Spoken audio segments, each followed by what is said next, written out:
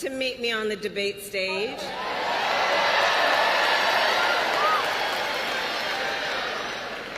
Because as the saying goes, if you've got something to say, say it to my face.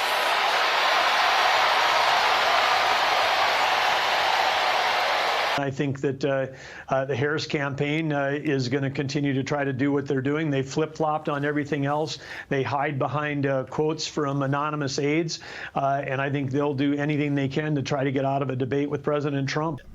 And of course, look, this debate was at least perceived and created under the pretense that it would be Joe Biden versus Donald Trump, at least this whole debate season. And now it's Kamala Harris versus Donald Trump, obviously. But if you're Trump's camp, how different of a debate does this become based on, again, what we saw in the first debate with Joe Biden versus Donald Trump versus what is expected to be this second one? Well, I mean, it's a totally different conversation, right? Donald Trump has gained a lot of momentum over the past year, being able to beat up on Joe Biden for his age, for the style, the way that he talks. And so this is a totally different race now because of the candidate. And I think that that's factoring into some of the hesitancy, some of the back and forth.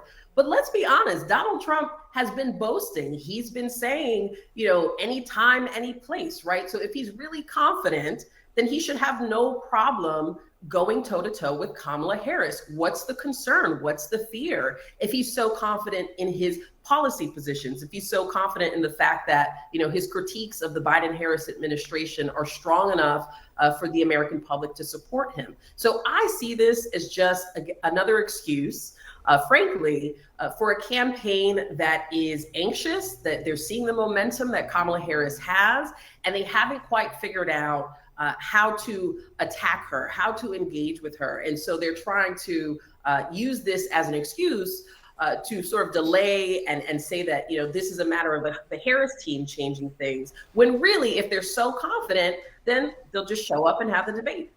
The ongoing narrative surrounding the Harris campaign's reluctance to participate in debates with Trump is front and center. The campaign recent maneuverings suggest they're desperately trying to avoid a head-to-head confrontation with Trump. It's worth noting that Trump has already shown his debate prowess, having gone toe-to-toe with the likes of Hillary Clinton, Joe Biden in the past, even agreeing to the unfavorable conditions set by Biden's team a couple months ago. The Harris campaign is quite frankly a joke right now. Like, they're scrambling to avoid debating Trump because they know Kamala Harris is afraid to stand up there without a teleprompter, without a script. She's scared. Let's not forget, Trump is a beast in debate. He bulldozed through the Republican primaries in 2016, dismantled Clinton, and held his own against Biden under manipulated conditions. But now the Harris camp is trying to shift the goalpost because they know she can't handle the heat right now. A couple months ago, Trump agreed to every conditions Biden campaign threw at him. Muted mics, no audience, and all the rest of it. And yet, Biden fumbled so hard that he's now out of the race. The Harris campaign thinks they can pull the same stunt, but they have miscalculated this because we're not standing for this. They see now that Trump standing firm would humiliate Harris on the debate stage, possibly crashing her campaign for good. This fear is why they're backtracking and trying to change the rules again. It's crazy. The Harris campaign's cowardice is glaring right now, and the media's silence on this scam is even more disturbing. They were fine with the rules when they thought they would work against Trump, but now that the tables have turned, they're trying to weasel out. It's just more evidence that Harris is not ready for the big leagues. If she can't face Trump on the debate stage, how can she possibly lead this country? Let's be clear. This is more than just politics. It's a test of competence, and Harris is failing right now. Sure, Michael, let me go to you first. Let's talk about, this Truth Social post from Trump over the weekend. He's hinting that he might pull out of the debate. He's done this before. We've had a lot of debates over debates, and he's, made a lot of noise about debates over the years. What do you think? Do you think he's bluffing? I mean, look, they are at a bit of an impasse, Jim, and I think the former president's team requesting that the rules that they agreed to during the first debate with President Biden should persist for all subsequent debates. I don't disagree with that. I think it's smart to mute the microphones when one person isn't speaking while the other is. It appears that the Harris campaign does not want to agree to those rules. They want to change those rules. I would not agree to that. And so I think Republicans have agreed to pretty much everything Democrats have asked for as it pertains to these debates. I think it's time for Republicans to say, wait a minute here, we want to suggest some things. And I think Democrats should be amendable to what the Trump campaign is requesting. Yeah, Chuck, I mean, during the last debate, Biden wanted the mics muted. Now Harris wants the opposite of that. But, what's going on here? Well, it's like my grandmother used to say, my, how things have changed. Yeah. I can remember not that long ago we were talking about how we were demanding that they be muted because you don't know what kind of crazy stuff that Donald Trump's going to say. Now Kamala Harris is going, go ahead, let him say all the crazy stuff that he wants. I think that's where we are today. It's just changed. The last 30 days on this program, you've covered it, everything has changed. And so now it's a new time in debates. And if we want to talk, he wants to act crazy. There's one thing in politics, when your opposition is digging a hole, don't take the shovel away from them. And I think that's what we're seeing. The landscape of the 2024 election has drastically shifted, especially after Biden dropped out and Kamala Harris took the top of the ticket without ever winning the primaries. This abrupt change has led to a chaotic situation regarding debates. Initially, Harris agreed to stick to the same debate rules set by Biden's campaign. However, now she's trying to alter the terms, despite having agreed to the terms after Biden's exit. Trump, on the other hand, even proposed 3 more debates, including one hosted by Fox News and CBS. But Harris only accepted the condition Biden previously agreed to. Now the question is, why does she want to change the rules at this point? This is exactly what you expect from a party trying to cover for a weak candidate. The Democrats are now bending over backward to protect Harris from a debate with Trump, even though she's originally agreed to the terms. Let's not forget that Trump has faced tougher debates before and came out swinging.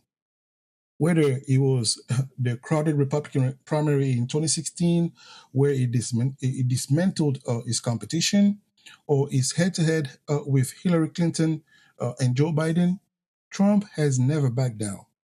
Harris, however, seems to be banking on the idea that the rules can be shifted in her favor.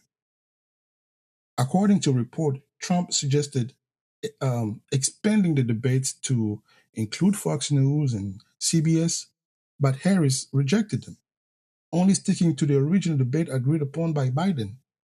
So, why the sudden desire to change the rules now? It's clear the Democrats are nervous.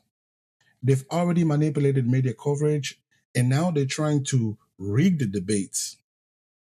If Harris and the Democrats are so confident in their ability to lead, they should be willing to debate on their original terms. The fact that they're trying to change the rules shows that they're scared of what Trump might do on stage. And honestly, if Trump decides to walk away from this manipulated debate, who could blame him?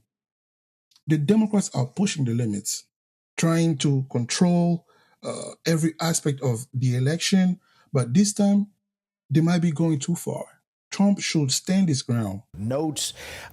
This is all a debate about the debate, which the former president agreed to with the Biden campaign under the rules that were exactly the same as the CNN debate.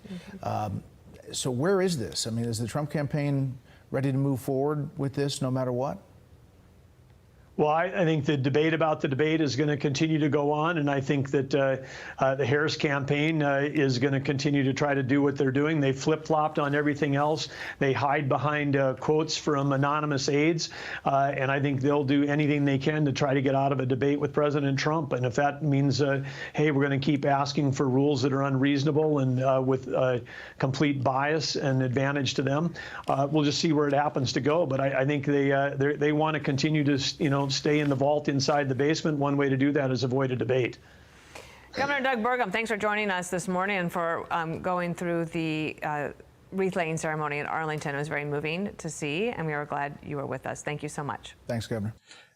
Look, this isn't the first time we've seen the flip-flop. Remember, in 2019, Harris claimed she would end fracking. Then suddenly, she was not. No, I never say that. And we having the campaign spokesman. She even didn't came out to say it by herself. It's the campaign handlers that are just telling the media. The same goes for Medicare for all. Progressive like Bernie and Warren were gung-ho, but now that it's politically inconvenient, the establishment Democrats are walking it back. It's all about political expediency, not principles. And now they're trying to read the debates in Harris' favor. But this is crazy because Trump proposed 3 more debates, and she only agreed to one that was stacked with the Biden era rules, and backing out entirely because she knows she's not going to it's not going to be a cakewalk. We can't just stand by and let this slide. Trump needs to hold his ground because giving in to their unreasonable demands only set a bad precedent. The Democrats are trying to control everything, from the media narrative to the debate stage. It's about time we call them out on this. What do you think? Drop a comment below and don't forget to like and subscribe so we can keep this conversation going. See you in the next one.